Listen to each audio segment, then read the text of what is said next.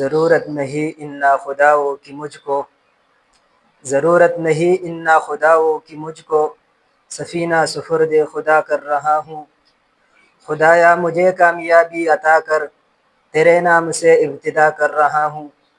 الحمدللہ وحدہ والصلاة والسلام علی من لا نبی بعدہ، اما بعد فاعوذ باللہ من الشیطان الرجیم، بسم اللہ الرحمن الرحیم۔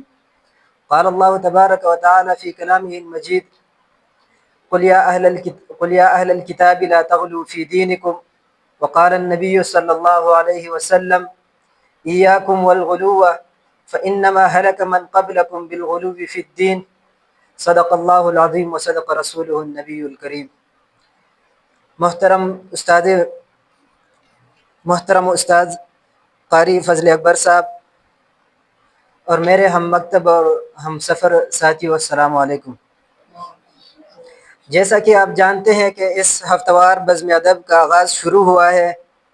اس ہفتہ وار بزم ادب میں مجھے جو موضوع دیا گیا ہے وہ ہے وہ عیوب جو ہر بلائی اور ہر نیکی کا جڑ سے خاتمہ کر دیتی ہے۔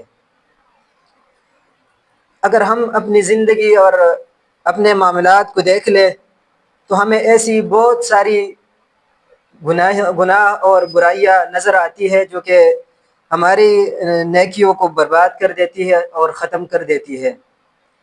لیکن دوسری طرف اگر ہم توجہ کریں اور اپنے ذہن پر زور ڈال کر اس بات کی طرف اپنے ذہن کو لے آئیں کہ ایسی کون سی برائی ہے جو کہ ہمیں اچھی لگتی ہے، ہمیں بری نہیں لگتی، لیکن ہماری نیکیوں کو جڑ سے اکاڑ دیتی ہے۔ آپ جانتے ہیں کہ جب اللہ تعالیٰ نے حضرت آدم علیہ السلام کو پیدا کیا اور اس کے جسم کو بنایا، اس کے جسد کو بنایا، تو شیطان کو حکم دیا گیا، اللہ تعالیٰ نے اس کو کہا کہ آپ آدم علیہ السلام کو سجدہ کریں۔ تو یہاں پر ہمارے ذہن میں ایک بات آ جاتی ہے کہ شیطان نے اس سجدے سے انکار کیا، کیوں کیا؟ وہاں سے غرور کا جو برائی ہے وہ شروع ہو گیا۔ شیطان نے غرور کیا اور تکبر کیا کہ میں اس مٹی سے بنے ہوئے انسان کو کیوں سجدہ کروں، میں آگ سے بنا ہوا ہوں، میں ایک شعلے سے بنا ہوا ہوں، ایک روشنی سے بنا ہوا ہوں، اور دوسری طرف ایک مٹی سے بنا ہوا انسان، میں اس کے سامنے سجدہ کروں۔ تو یہ ایک ابتدا تھی جہاں سے کبر اور غرور پیدا ہو گیا۔ یہ ایک ایسی بیماری ہے جو کہ ہر عام انسان کے اندر پائی جاتی ہے لیکن اس کو محسوس ہوتی نہیں ہے۔ جیسا کہ حدیث میں یہی سے بھی اس گناہ کی جو ہے نا نشاندہی کی گئی ہے کہ انسان کے، ایک مسلمان کے پینچے جب نیچے ہو تو یہ کبر اور غرور کی نشانی ہے۔ تو یہ آج کل کے زمانے میں بہت سارے لوگ اس طرح اس گناہ میں گرفتار ہیں لیکن ان کو محسوس ہوتی نہیں ہے۔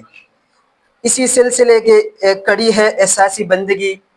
جب کبر اور غرور پیدا ہو جاتی ہے تو اس کے بعد احساسی بندگی ایک برائی ہے جو کہ انسان کے اندر آ جاتی ہے، اور وہ ہے اللہ تعالیٰ کی بندگی سے انکار کرنا۔ بظاہر تو وہ اپنے الفاظ اور اپنے زبان سے کہتا ہے کہ میں اللہ تعالیٰ کا بندہ ہوں اور اسی کے آگے سر جھکاتا ہوں، لیکن اپنے زندگی اور اپنے اعمال کے اندر اگر وہ نظر دوڑائے، اپنے اعمال پر ذرا سا احساس کرے تو وہ اللہ تعالیٰ کی تمام وحدانیت اور تمام امور اور نواہی سے انکار کرتا ہے۔ عملاً زندگی میں وہ کسی بھی حکم کو بجا نہیں لاتا۔ اس کے بعد ایک تیسری بیماری پیدا ہو جاتی ہے جو کہ نمود و نمائش ہے۔ جب احساسی بندگی ختم ہو جاتی ہے تو وہاں پر تیسری بیماری آ جاتی ہے کہ انسان جو بھی عمل کرتا ہے تو وہ اپنی ذات کے لیے کرتا ہے، وہ دوسروں کو خوش کرنے کے لیے کرتا ہے، دوسروں کو دکھانے کے لیے کرتا ہے کہ میں جو بھی کرتا ہوں ایک نیک کام کرتا ہوں، ایک اچھا کام کرتا ہوں کہ لوگ میرے بارے میں کچھ اچھا تصور لے سکے اور میرے بارے میں کچھ اچھی باتیں کرے۔ تو یہاں پر انسان جتنی بھی نیکیاں کرتا ہے تو اس کی نیکیاں ضائع ہو جاتی ہے اور وہ اسی طرح جل جاتی ہیں جیسے کہ خشک لکڑی کو آگ لگا دی جائے۔ اس کے بعد ایک چوتھی بیماری پیدا ہو جاتی ہے انسان کے اندر جو کہ نیت کا کھوٹ ہے. جب احساس بندگی ختم ہو جائے، نمود و نمائش پیدا ہو جائے، تو اس کے بعد یہ ایک بہت سخت بیماری ہے جو کہ نیت خالص نہ ہو. یہ آج کل کے زمانے میں آپ سب کو پتہ ہے کہ نیت کا خالص ہونا کس حد تک ضروری ہے اور کس حد تک انسانوں میں پایا جاتا ہے. یہ بہت کم درجے پر انسانوں کے اندر، مسلمانوں کے اندر پایا جاتا ہے جو کہ نیت سب کا اخلاص کی وجہ سے نہیں ہوتا. اس کے بعد ایک پانچویں بیماری آ جاتی ہے نفسانیت، جو کہ اس نام سے بھی جانا جاتا ہے نفس پرستی اور اپنے نفس اور خواہش کی پیروی کرنا. یہ ایک بہت سخت بیماری ہے جو کہ ہر مسلمان اس گناہ میں گرفتار ہے. اس کے بعد ایک اور بیماری آ جاتی ہے جو کہ مزاج کی بے اعتدالی ہے. مسلمان بہت سارے نیک اعمال کرتے ہیں لیکن وہ اعتدال کے ساتھ نہیں کرتا، کبھی کم کرتے ہیں کبھی زیادہ. اگر کوئی بندہ نوافل پڑھتا ہے تو آج 4-5 پڑھ لیتے ہیں، آج 10 پڑھ لیتے ہیں، لیکن کل وہ 2 پڑھتے ہیں، پھر اگلے دن وہ 4 پڑھتے ہیں، پھر اگلے دن جو ہے نا وہ 1 بھی نہیں پڑھتا. تو یہ مزاج کی بے اعتدالی ہے جو کہ انسان کی نیتوں کو اور انسان کے نیکیوں اور بلائیوں کو ختم کر دیتی ہے آہستہ آہستہ کے ساتھ.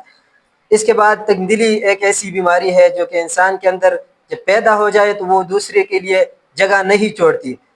اس کے بعد ضعف ارادہ جو کہ ایک بہت اہم مسئلہ ہے سب مسلمانوں کے اندر یہ، اور خاص کر جتنے بھی اسلامی تحریک کے کارکنان ہوتے ہیں ان کے ارادوں کے اندر یہ پایا جاتا ہے کہ ان کے ارادے پہلے تو بہت پرجوش ہوتے ہیں، لیکن جیسے ہی وہ آگے بڑھتا ہے، آگے زندگی گزرتی ہے، تحریک آگے چلتا ہے، تو اس کو یہ احساس ہوتا ہے، اس کو اپنی طرف سے یہ احساس ہوتا ہے کہ یہ تحریک اب اس کام کے لیے نہیں رہی اس کام کے لیے جس کام کے لیے یہ تحریک بنا ہوا تھا.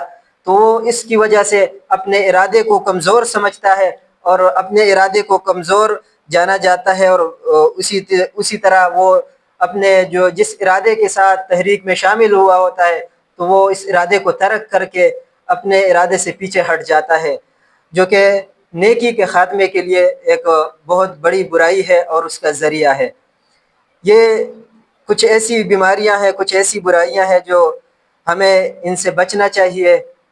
میں آخر میں اس شعر پر آپ سے اجازت چاہوں گا کہ اپنے من میں ڈوب کر پا جا سراغ زندگی، اپنے من میں ڈوب کر پا جا سراغ زندگی، تو اگر میرا نہیں بنتا نہ بن اپنا تو بن. والسلام.